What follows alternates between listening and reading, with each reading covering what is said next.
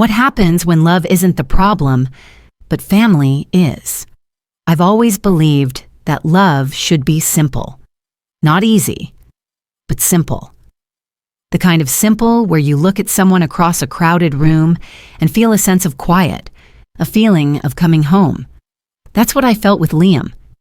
He was my calm in the storm of life. He had this gentle way about him, a kindness in his eyes that made you feel safe. We met in a coffee shop, a total cliché. I was sketching in my notepad, and he came over and told me he liked the way I saw the world. 2 years later, he was on one knee, and I was crying so hard I could barely get the word yes out. Planning our wedding was supposed to be the most joyful time of our lives. I'm a graphic designer, so the little details matter to me.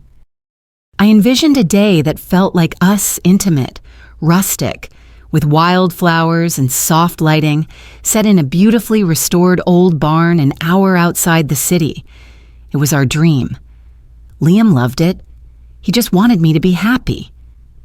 And then there was Eleanor, Liam's mother. The first time I met her, she was perfectly polished.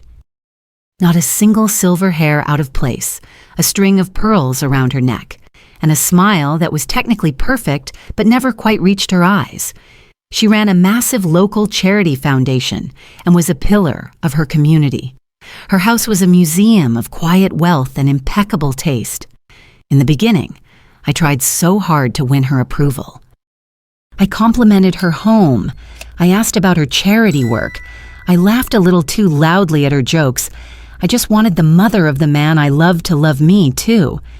But from the moment we announced our engagement, a shadow fell over her perfect smile. The change was subtle at first, like the air getting colder before a storm. When I showed her a picture of the barn venue, her lip curled just slightly. "Oh, it's quaint," she said, the word dripping with condescension. "But darling, the family has memberships at all the best country clubs. You wouldn't want our guests tripping over hay bales, would you?" Liam would just squeeze my hand and whisper, "That's just Mom. She'll come around." I tried to believe him.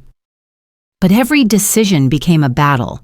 My dress, a simple, elegant A-line gown I'd fallen in love with, was deemed insufficiently formal. The guest list I'd spent weeks curating Eleanor handed me a revised version with 50 of her own friends and business associates added on. "These people are essential." "Chloe," she'd said, her tone leaving no room for argument. Each time, I would try to stand my ground, and each time, she would maneuver the situation until I felt small and unreasonable. She'd go to Liam and say she was just trying to help, that I was overwhelmed and emotional. It was a slow, creeping poison, and I could feel it seeping into the joy of my engagement. Liam was caught in the middle, torn between the woman he loved and the mother he'd always tried to please. The real trouble started a week before the wedding. My maid of honor, Sarah, was hosting a small bridal luncheon for me at her apartment. It was supposed to be a stress-free afternoon. Eleanor had insisted on coming. She arrived with a bottle of expensive red wine, a vintage I knew was her favorite. She was charming, she was gracious. She told stories about Liam as a little boy. For a moment, I let myself relax. I thought, maybe he was right. Maybe she's finally coming around. I had brought my wedding dress with me. It had just had its final fitting, and I wanted to show my bridesmaids one last time before the big day. It was hanging in a protective bag on the back of Sarah's bedroom door. As the party wound down, I went to get it. Eleanor followed me into the room, glass of red wine in hand. "Let me just see it one more time." "Dear," she said, her voice smooth as silk. "It really is. A sweet little dress." She walked towards it, and then it happened in slow motion. Her foot seemed to catch on nothing. She stumbled forward, her arm flailing out, and the entire glass of dark red wine flew through the air. It arced perfectly, like a splash of blood, right across the pristine white lace of my wedding dress. The room went silent. The deep red stain soaked instantly into the delicate fabric, a horrific, jagged wound on the most important dress I would ever own. Eleanor gasped, her hand flying to her mouth. "Oh my goodness, I am so clumsy, Chloe. I am terribly, terribly sorry." But as I looked at her, standing there with her fake shock and crocodile tears, I saw it. For a split second, before she could hide it, I saw a flicker of triumph in her eyes, a small, satisfied smirk, and in that moment, I knew it wasn't an accident. That was the moment the war began. And that was the moment a question burned itself into my mind, a question that would haunt me for the next year. Was I going to let this woman destroy the most important day of my life, or was I going to find a way to fight back? The week that followed was a blur of panic and tears. The dress was ruined. The dry cleaners did what they could, but the stain was a pale, ghostly pink, a permanent scar. I ended up buying a generic dress off the rack 2 days before my wedding. It was nice, but it wasn't my dress. Every time I looked at it, all I could see was that splash of red wine in Eleanor's triumphant eyes. My internal struggle was immense. A part of me screamed that this was intentional, a malicious act of sabotage. But another part, the part that wanted a peaceful family, whispered that maybe I was being paranoid. Maybe it really was an accident. Liam, bless his heart, tried to fix it. He was furious for me, but not yet furious at his mother. "She can be careless, Chloe, but she wouldn't do this on purpose," he insisted, his face etched with worry. He just couldn't bring himself to believe his own mother was capable of such cruelty. His denial was an obstacle in itself. I felt utterly alone, like I was fighting a monster no one else could see. But what happened with the dress was just the opening shot. The escalation phase had begun, and Eleanor's attacks became more brazen. A few days before the wedding, my phone started ringing. It was my aunt, then my cousin, then an old friend from college. The question was the same, Chloe. "We never received our invitation. Is everything okay?" My blood ran cold. I had hand-addressed and mailed every single one over a month ago. I called the post office, frantic. They had no record of any issues. Then, my maid of honor, Sarah, called. She'd spoken to one of Eleanor's friends, who had mentioned in passing that Eleanor had graciously offered to mail a second batch of invitations for me to help with the workload. She had taken them from the mail table in my apartment building's lobby. My invitations. The ones for my family and friends. She had never mailed them. When I confronted her, she feigned confusion. "Oh dear, I must have misplaced them with all the gala planning. My mind is a sieve." There was no apology, just a dismissive wave of her hand.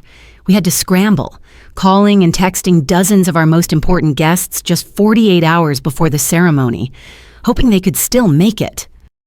Many couldn't. Then came the wedding day. It felt like walking through a minefield. During the reception, I noticed the food being served was not what we'd ordered. We had chosen a beautiful, rustic, family-style meal. Instead, stuffy.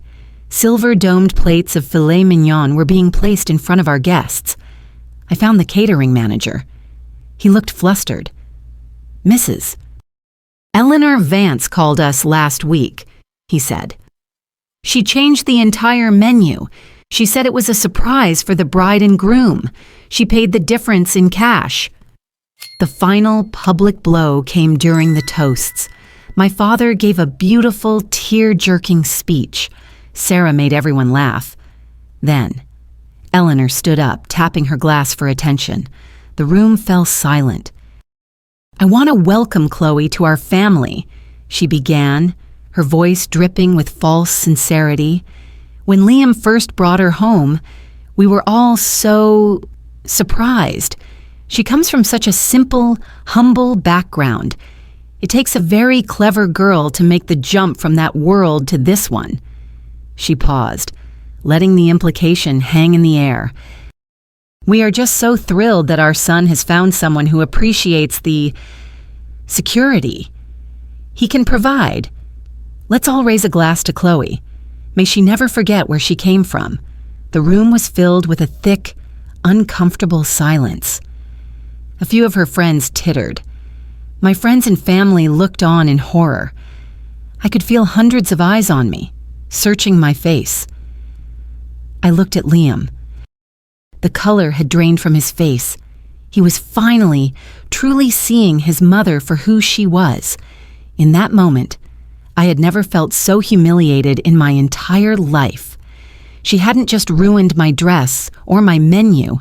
She had tried to ruin my name, painting me as a gold digger in front of everyone I had ever known and loved.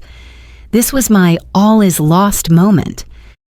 We went through the rest of the reception on autopilot, smiling for pictures, cutting the cake, my face an aching mask. The joy had been surgically removed from my own wedding day. We left for our honeymoon in Hawaii the next day, but the cloud followed us. We barely spoke on the plane. The first few days were tense and miserable. The beautiful illusion of our perfect life together had been shattered. I would look at Liam and see his mother's face. I would close my eyes and hear her patronizing toast. She had won. She had poisoned everything. I hit my deepest point of despair on the third night. I was sitting on the balcony of our hotel room, listening to the waves crash, and I just broke down. I told Liam everything. My fears, my suspicions, the pain she had caused me for months. I told him I didn't know if our marriage could survive being tethered to her hate. I felt weak, defeated, and utterly broken. It seemed like there was no hope left. The question I'd ask myself was, I going to let her break me, seemed to have a horrifying final answer. Yes, she already had. It was in that moment of absolute despair, with tears streaming down my face in the Hawaiian moonlight, that something inside me shifted.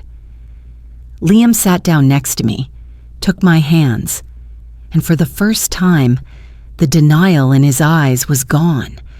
It was replaced with a cold, hard clarity. "You're right," he said, his voice quiet but firm. "You've been right all along. I was a coward. I didn't want to see it, and I let her hurt you. That ends now. I choose you, Chloe. It will always be you." Hearing those words was like a dam breaking. His validation didn't magically heal the wounds, but it stopped the bleeding. It was the moment I realized I wasn't fighting alone anymore. And as I looked out at the dark, powerful ocean, a new feeling started to bubble up from the depths of my despair anger. Not the hot, messy anger that makes you scream, but a cold, focused rage. The people-pleasing girl who just wanted her mother-in-law to like her was gone. She had died at the wedding reception. In her place was a woman who was done being a victim. The central question, will I let this woman break me, was no longer a question of survival. It became a question of strategy. The answer was no. And I wasn't just going to survive. I was going to dismantle the entire system that gave her power. Eleanor's power was built on one thing, her public image. She was Mrs. Vance, the respected philanthropist, the community leader, the woman who chaired the city's most prestigious annual charity gala. Her reputation was her entire world. So, that's what I decided to take from her. I wasn't going to ruin her life with screaming matches or petty drama. I was going to ruin it with the truth. When we got back from our honeymoon, we started working. Liam, now my devoted partner in crime, felt an immense guilt that he channeled into action. We started by visiting the caterer. Liam recorded a conversation on his phone where the manager recounted, in detail, how Eleanor had come in, changed the menu, and explicitly told him it was to be a secret from us. Next, we got a signed affidavit from my dressmaker about the cost and irreplaceability of my ruined gown. We even tracked down the mailman in my old building, who remembered Eleanor taking the stack of wedding invitations. But the real key came from an unlikely source, Liam's father, Richard. He was a quiet man who had been steamrolled by Eleanor's personality for 40 years.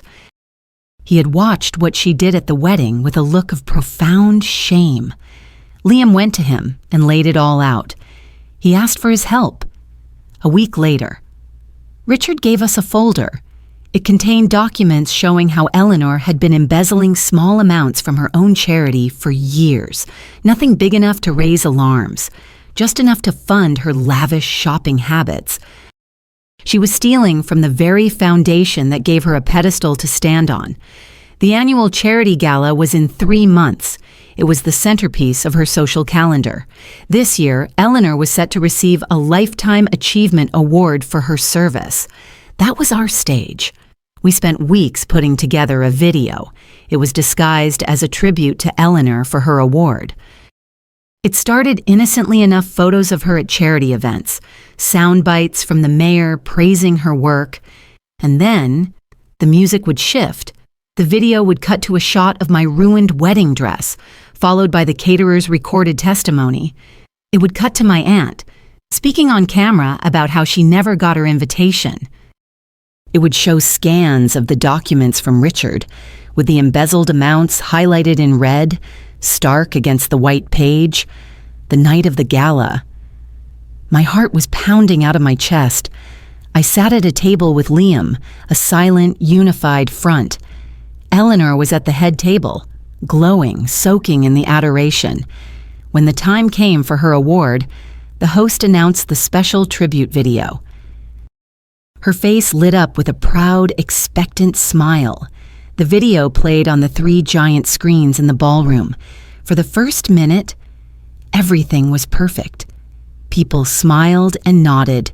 Then, the image of my wine-stained dress filled the screens. A collective gasp went through the room. The audio of the caterer played. The faces of my family members appeared. And finally, the financial documents, clear as day. The silence in the room was absolute, deafening. I watched Eleanor. Her smile froze, then collapsed. The color drained from her face, leaving a pasty, gray mask of horror. All at once, every person in that room, the people whose respect she craved more than anything, were seeing her for exactly who she was: a thief, a liar, and a bully. Her power, her reputation, her entire life's work, it all evaporated in the space of 5 minutes. She didn't get her award. She stumbled off the stage and out a side door. The conflict was resolved. She had tried to humiliate me in front of my loved ones, and in return, I had revealed the truth of her character in front of her entire world. My transformation was complete. I had walked into that relationship as a hopeful, slightly naive girl who was willing to shrink herself to keep the peace. But through the fire of Eleanor's cruelty, I had been forged into something new. I was a woman who understood her own worth. I learned that true strength wasn't about avoiding conflict. It was about choosing the right battles and fighting them with intelligence and conviction. My marriage to Liam wasn't just saved, it was fortified, built on a new foundation of absolute trust and partnership. We had faced the monster together and won. My story isn't really about a monstrous mother-in-law or a ruined wedding dress. It's about the silent, invisible cages we often allow others to build around us in the name of keeping the peace. For months, I told myself that enduring Eleanor's little cuts and jabs was the price of a happy family. I smiled when I wanted to scream. I stayed silent when I should have spoken up. I made myself smaller and smaller, hoping that if I took up less space, she would have no target left to hit. But here is the emotional truth that I had to learn in the most painful way possible. You cannot build lasting peace on a foundation of your own silent suffering. True peace isn't the absence of conflict, it's the presence of respect. By refusing to set a boundary, I wasn't creating harmony. I was simply giving her permission to continue hurting me. My transformation from victim to victor didn't happen when I decided to get revenge. It happened the moment I decided my own well-being was not negotiable. It was the moment I chose my own self-respect over the approval of someone who would never give it. My purpose in sharing this with you, the why behind telling this story, is to reach the person out there right now who is shrinking themselves. The person who is absorbing silent hurts from a family member, a boss, or even a partner, all because they've been told that standing up for themselves is selfish or dramatic. I am here to tell you that it is not. Protecting your spirit is the most essential thing you can do. So here is my call to action for you. It's not about creating a dramatic video or exposing someone at a party. It's much simpler and much harder. The next time someone disrespects you, the next time they cross a boundary and make you feel small, I want you to find the courage to hold your ground. You don't have to be loud. You don't have to be cruel. You simply have to look them in the eye and say, with a calm and unbreakable voice, "Do not treat me this way." If you have a story about a time you found the strength to draw that line in the sand, please share it in the comments below. Your story could be the spark of courage that someone else desperately needs to read today. Because we all deserve to be the main character in our own lives, not a background player in someone else's drama. Thank you so much for listening to my story today. If it resonated with you, it would mean the world to me if you did 3 things to support this channel, like this video to let me know you connected with it. Subscribe and turn on notifications so you never miss another story about finding strength in difficult situations. And of course, comment below. I'm going to be reading every single one. Tell me, have you ever had to stand up for yourself in a way that changed everything?